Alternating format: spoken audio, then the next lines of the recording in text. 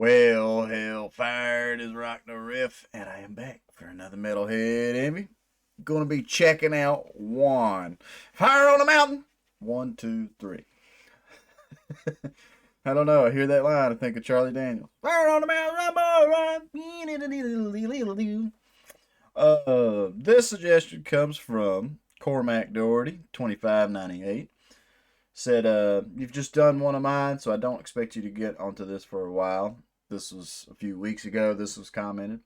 It does take me a minute, so I really do appreciate anybody taking the time to comment, give me a suggestion. Uh, but if you wanted to check out Corey Hansen's band, Juan, so I have already done one Corey Hansen song, Driving Through Heaven. And that was a fun little track. I think, if I remember right, that's the one that it got a little crazier than what I expected at first going into it. But said give Fire on the Mountain 1, 2, 3 a go. I think you dig it. All the KEXP version. Hell yeah. I just had a brain fart. I dig KEXP so much. It's such a cool setting. The session it's from is amazing. Floating Head, I think you'd like too. Technically, they play one into the other, but I think they have them as separate videos too. But I know it's only one, so I'll stick to Fire. But as a twosome, it's pretty amazing. Keep up the good work, man. Cormac, thank you so much. I really do enjoy doing the Metalhead Envy series. I'm not sure. I hope people like the organic nature that I have here on my channel. That's something I'm always thinking about, because like I've said in other videos, I really do want to do YouTube full time, but unfortunately, money rules the world and bills are here, period. So at the moment, YouTube is still just a really fun hobby, but I'd love to make a career out of it. I love doing this and everything. But I hope people see when they come to my channel, like, how organic I like being. It's like my Metalhead jams, those are live one takes. My 15-second riffs, those are all live one takes. Anything, like all my gaming videos, those are, I worry at the fact that I don't edit nothing. Because I've had a bunch of people come to me sometimes, are like, man, you should edit this and edit that and edit this and da da da da. And I get that. Like I get there's an edited way about going about stuff that a lot of people really dig too. But I don't know. I'm more organic. I want people to hear the thoughts. I want them to see like straightforward all the ins and outs. Which I've ran my mouth long enough here at the start, so let's dive on into Fire on the Mountain.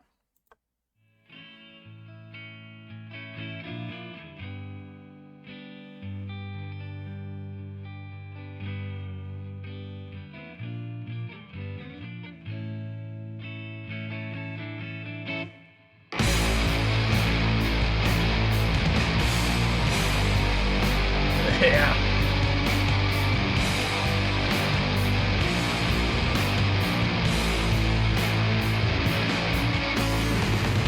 I already dig the fuck out of that tone right there. Very doomish. Like I love Doom's doomish metal's tone. Uh, there is the joke. I saw a meme the other day and it had a guy and he was like in the middle of a dance. And it was like after a 10-hour song, the drummer finally hits the next cymbal in a doom metal song. That's the only aspect of doom that kind of kills me sometimes, is like how drawn out some things can be. But then again, in the right mood, right setting, who gives a fuck? It's just enjoy. But this already starting off pretty slick right here.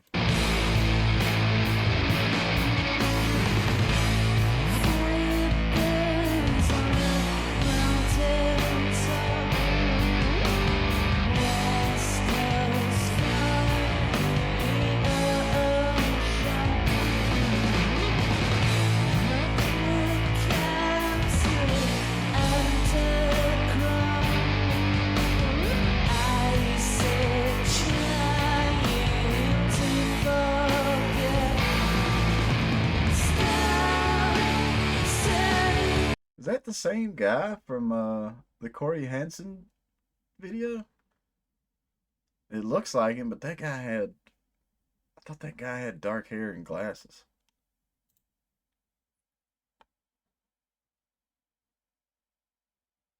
I'd have to go rewatch that to be 100% sure.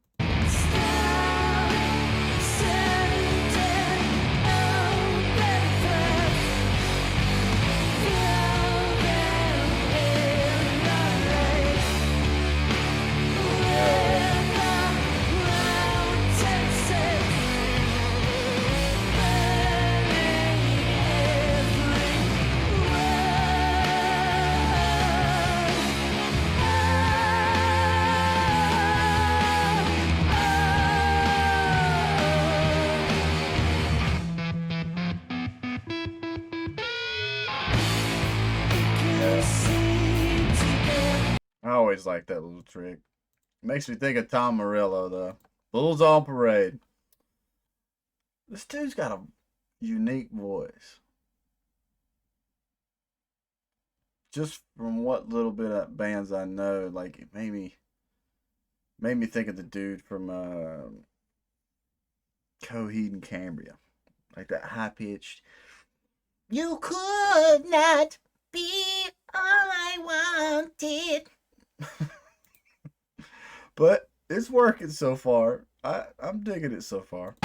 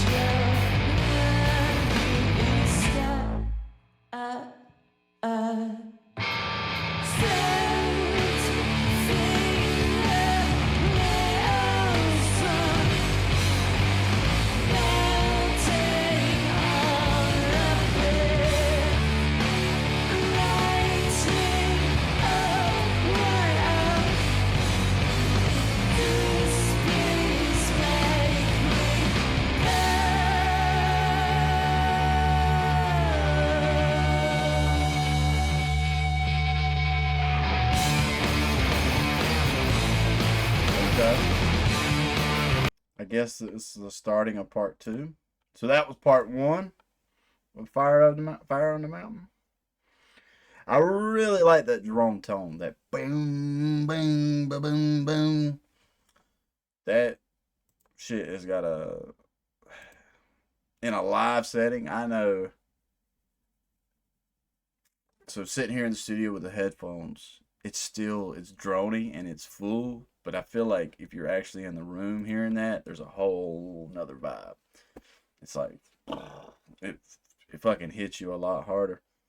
I like this other guitarist, is SG, the brown one. I was trying to get a close up of it. I'll pause when I see it again.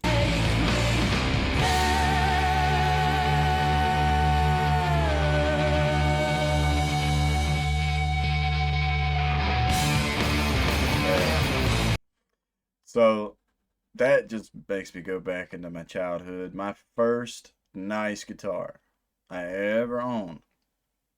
Uh,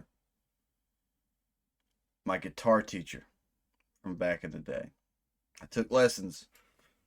So how I started guitar, School of Rock come out. I saw it. I looked at my mom. I was like, I want to do that, Mom.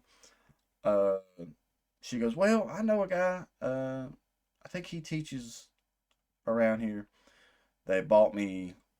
They went to the pawn shop, and I think they found it was this black Strat called that Star Force was the brand, and that fucking guitar had the highest action. Now that I know about action and intonation and shit like that, that guitar had the fucking for an electric guitar, it had almost higher than an acoustic action on it. It was so fucking jacked up. And I took lessons for I want to say half a year, and I used to do 15 minutes a week, 15 minutes every Tuesday. Or I'm sorry, 30 minutes every Tuesday. And for those first 6 months, I was learning everything I could on that Star Force. And I had a grandma that spoiled me rotten. And so the next guitar I got was a Jackson. I missed that Jackson. I wish I'd have never got rid of it. It was like a X body style. But that was a fun guitar. Well, then I ended up selling it. I think I got like $150 out of it. And my grandma, my teacher, had a faded brown SG. I think it was a 1970s model. Old guitar. Beat to hell. The frets were like caved in a little bit.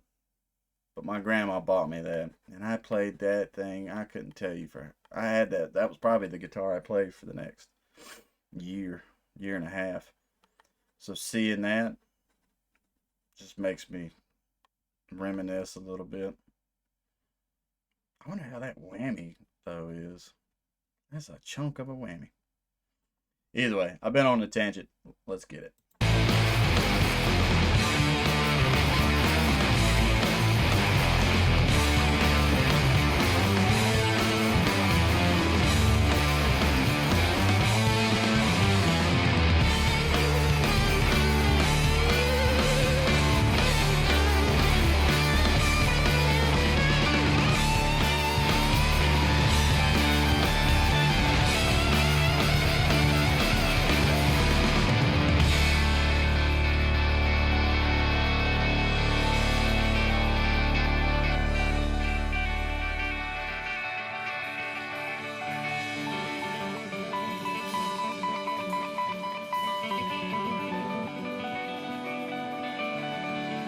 It's the Simmer Down.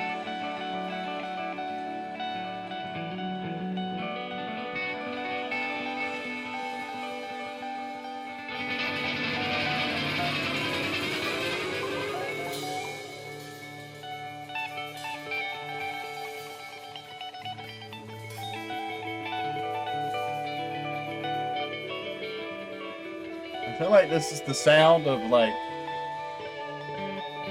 right when you're coming out of a dream. Like you're still half asleep and still floating in dreamland, and then you're starting to like wake up.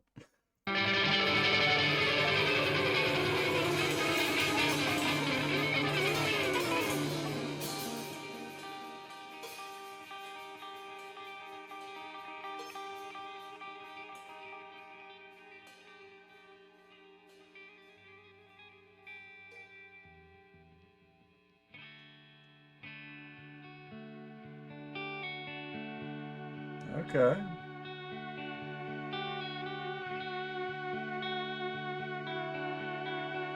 Makes me think of Someone Over There on the Grass, the Pink Floyd track.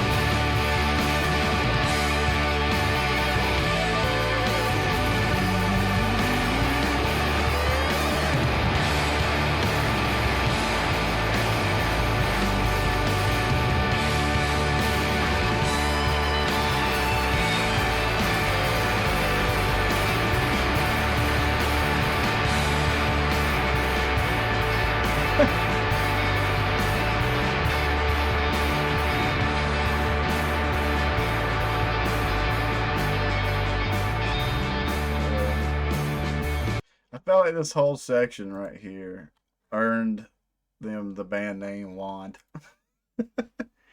That just felt like an old school fantasy rock. Uh, I want to say anthem, but I think anthem might be too strong of a word. But that's definitely what it makes me think of right there.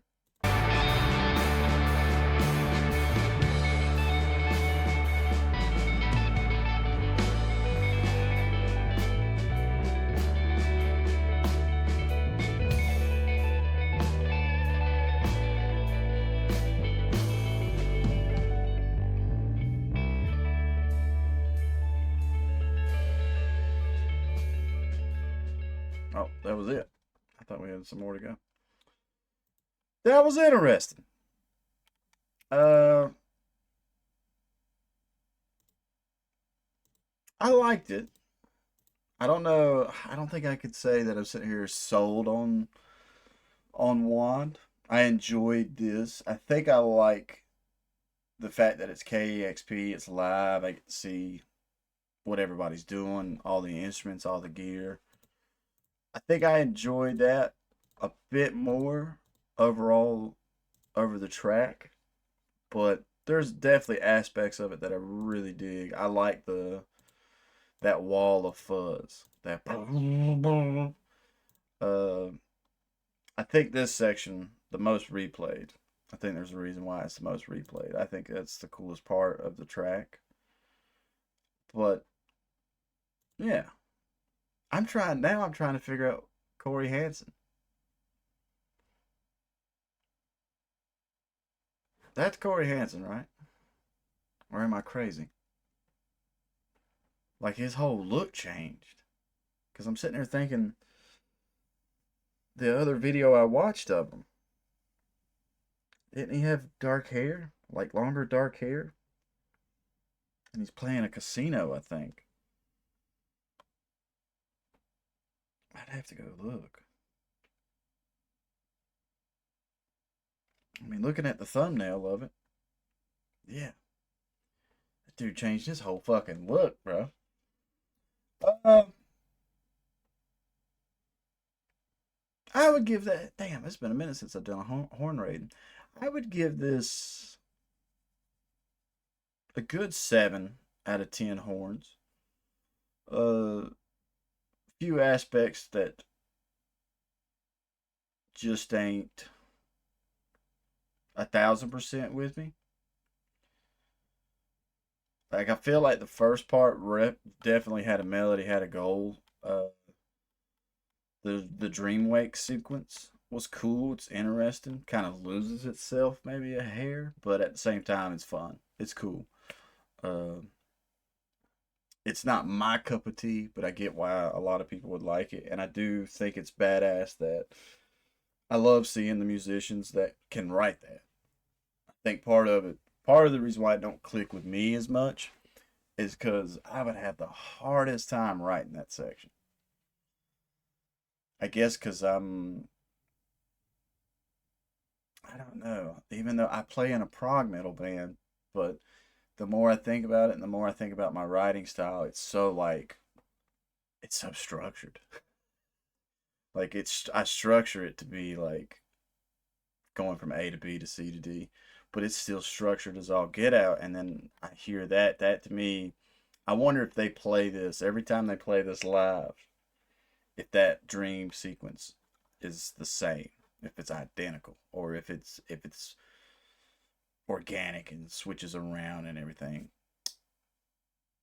But that's what's so cool. That's another reason why I like doing the Metalhead Envy series is just seeing all the versatility across the board and being like questioning what I would do and what how I would go about writing something and being like, this is I should take this into consideration. Try thinking about it like this and that and this and that and that. But yeah, if this ends up being your first time to the channel, please like, comment, subscribe. Let me know what your thoughts are. If you have a song you would love for me to check out, like Cormac has suggested here, swing over the community tab, scroll down. You'll see round 4 Metalhead Emmy suggestions. That's still the list I'm working on. that is the place to leave a request. And I hope you enjoyed it. I hope you enjoy the series as much as I enjoy working here on YouTube and doing it and everything. But with all that being said, stay positive, stay rocking, and I'll catch y'all in the next one.